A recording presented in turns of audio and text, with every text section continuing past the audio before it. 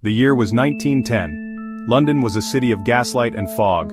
39 Hilldrop Crescent, a seemingly ordinary home where a mystery began. Dr. Hawley Harvey Crippen, an American homeopath, lived there. His wife, Cora Turner, Belle Elmore on the music hall stage. One cold January evening after a dinner party with friends, Belle Elmore simply vanished. She was there one moment, gone the next. Dr. Crippen offered explanations, simple, plausible at first. She returned to America, he told friends. Later his story shifted. She died in California, he claimed. Belle's friends, a close-knit circle of theatrical performers, were not convinced. His young typist, Ethel Lenave, moved into the house. She began wearing Belle's dresses. She even wore Belle's distinctive jewelry. They went to Scotland Yard. They insisted this was no simple trip, it was something more sinister. Inspector Walter Dew of Scotland Yard was assigned the case. He was methodical, respected. He visited Dr. Crippen at Hilldrop Crescent. The doctor was calm, cooperative. He invited Inspector Dew to search the house top to bottom. Then he admitted his previous tales were lies. He said he had invented them to avoid embarrassment, that Belle had left him for another man. The inspector found nothing. The case, it seemed, was closed. But then, a few days later, Dr. Crippen and Ethel Lenave disappeared. They vanished as completely as Belle had. This was the turning point. An innocent man does not run. The hunt for Dr. Crippen was on. Who was this Dr. Crippen? To his neighbors and patients, he was a respectable figure. He was an American, trained in homeopathy. He held a medical degree. People saw him as a mild-mannered, bespectacled man. He seemed incapable of causing any harm. This public persona was his greatest shield. It made the very idea of him being involved in foul play seem preposterous. He married his first wife. They had a son. But his ambition took him away from his family. He moved to England with his second wife, Cora Turner, the woman who would become Belle Elmore. Their marriage was not a happy one, strained by financial troubles. Belle's failed theatrical aspirations. She was a woman who craved the stage, but success always eluded her. They hosted parties, they entertained friends, but behind closed doors, the relationship was fractured. Belle was known to have affairs. Dr. Crippen, in turn, had fallen in love with his typist, Ethel Lenave. He was trapped. He was in a loveless marriage with a demanding wife. He was in love with a younger woman. Divorce was a scandalous and difficult option in Edwardian England. It would have meant social ruin. For a man who relied on his reputation, this was a terrifying prospect.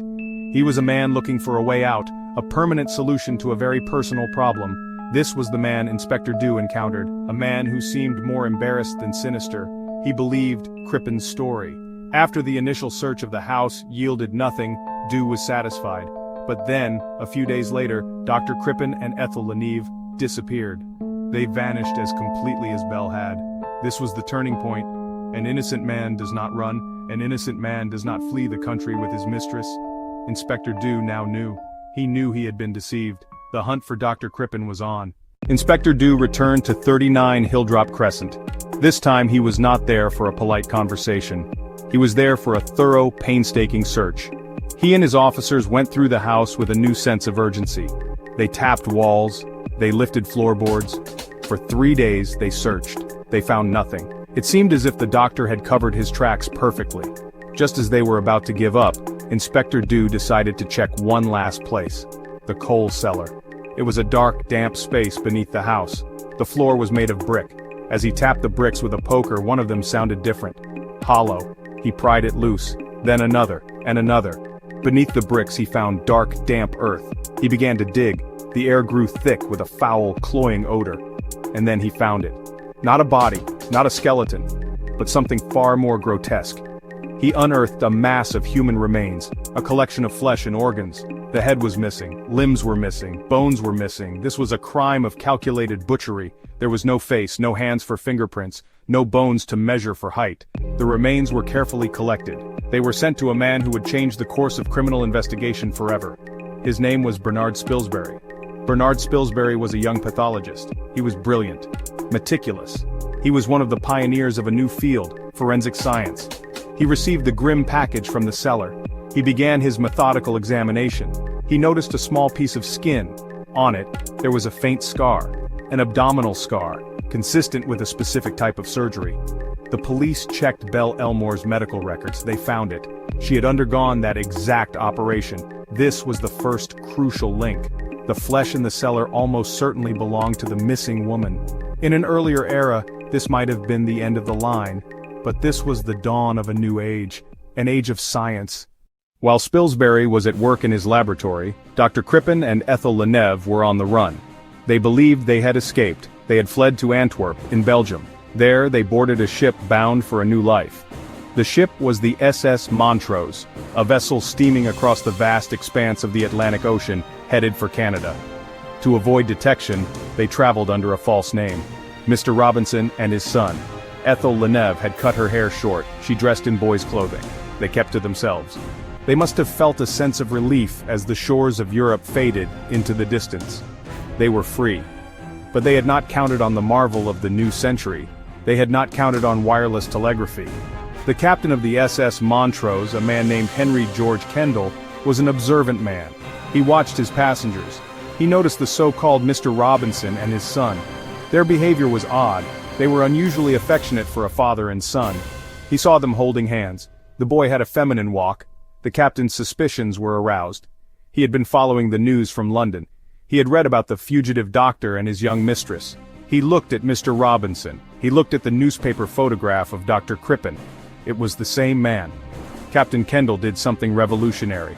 He went to the ship's wireless room. He composed a message. Have strong suspicions that Crippen London cellar murderer and accomplice are amongst saloon passengers. The message crackled through the air. It was sent via the Marconi telegraph system. It was picked up by a receiving station on the English coast.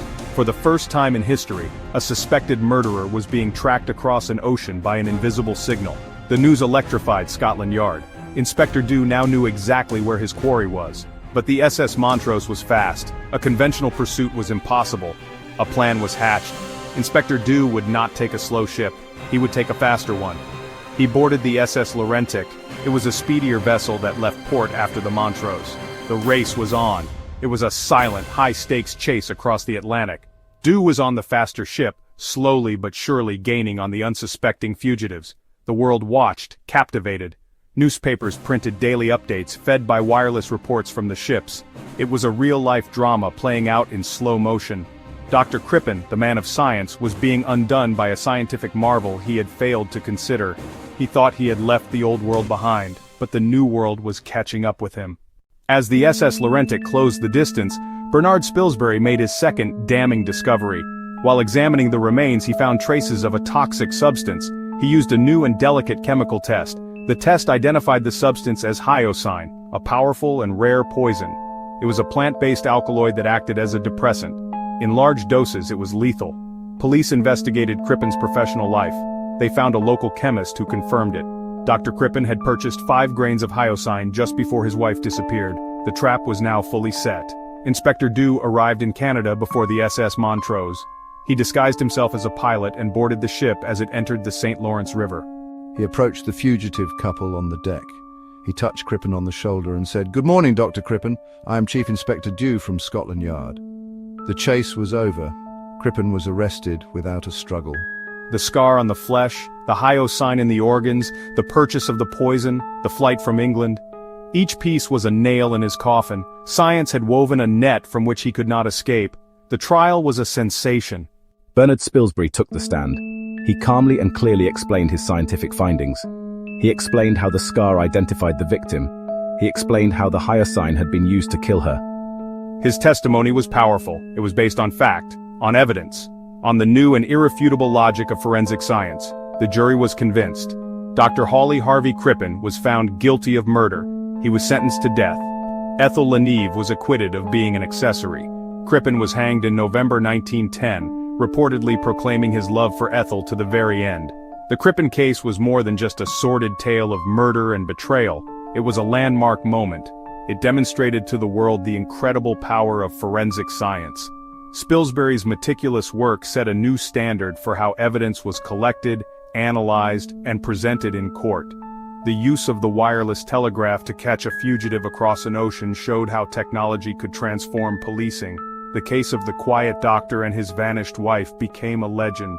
It was a chilling story that proved that even when a killer tries to erase every trace of his crime, the silent, patient, and methodical work of science can still uncover the truth.